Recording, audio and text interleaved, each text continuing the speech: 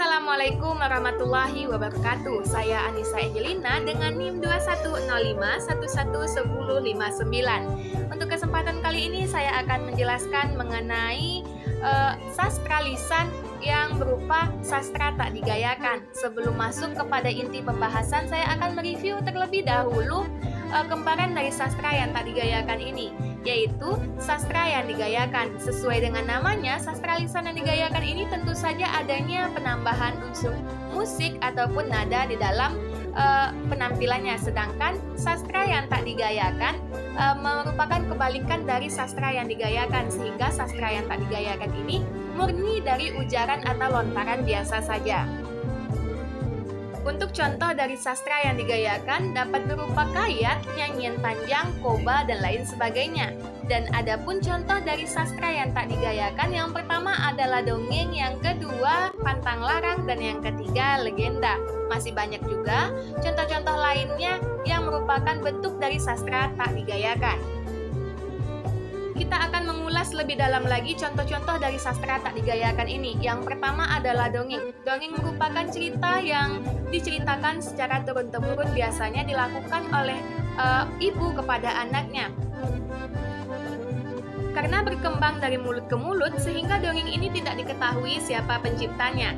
Nah, dongeng ini juga bukan merupakan cerita khayalan yang biasa saja, tetapi di dalam dongeng biasanya juga disisipkan dengan amanat atau nasihat-nasihat. Sehingga ketika diceritakannya dongeng oleh orang tua kepada anaknya akan menjadikan suatu kesan yang berarti bagi anak dalam memperoleh amanat ataupun pesan dari orang tuanya ini. Untuk contoh yang kedua adalah mitos. Mitos merupakan cerita turun-temurun yang dibalut dengan unsur supranatural. Mitos ini biasanya disampaikan dari lisan atau dari mulut ke mulut, sehingga mitos juga tidak diketahui siapa pengarangnya.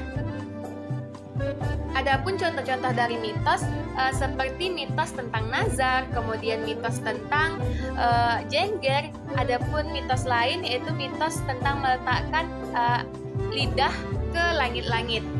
Mungkin teman-teman tidak asing lagi dengan mitos-mitos yang telah saya sebutkan, karena mitos ini erat kaitannya atau berkembang pada masyarakat Melayu. Nah, untuk yang ketiga adalah pantang larang. Pantang larang merupakan perintah untuk tidak melakukan sesuatu atau menjauhkan diri dari sesuatu yang dipantangkan. Adapun contoh dari pantang larang ini adalah pantang larang ketika anak gadis duduk di depan pintu, kemudian ada pantang larang untuk berjalan pada waktu maghrib dan lain sebagainya. Nah, untuk contoh dari sastra tak digayakan yang terakhir adalah legenda. Legenda merupakan cerita tentang asal-usul suatu tempat atau asal-usul kejadian sesuatu. Untuk pantang larang, legenda, dan contoh-contoh sebelumnya itu merupakan sastra lisan yang disampaikan turun-temurun.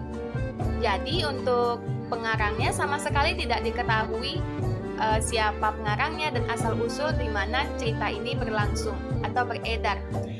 Untuk judul yang sama pada wilayah yang berbeda, itu akan memiliki versi yang berbeda pula sesuai dengan kearifan lokal yang ada pada tempat cerita tersebut berkembang. Adapun contoh dari legenda adalah legenda ikan patin, kemudian ada legenda batu belah, batu betangkup. Itulah tadi merupakan ulasan singkat mengenai karya sastra atau sastra lisan yang tidak digayakan. Di sini saya akan membacakan kutipan yang sangat bermakna bagi saya. Semoga teman-teman dapat mengambil makna yang sama.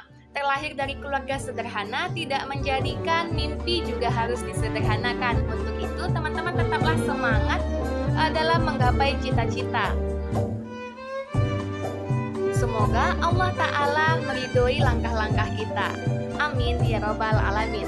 Terima kasih. Assalamualaikum warahmatullahi wabarakatuh.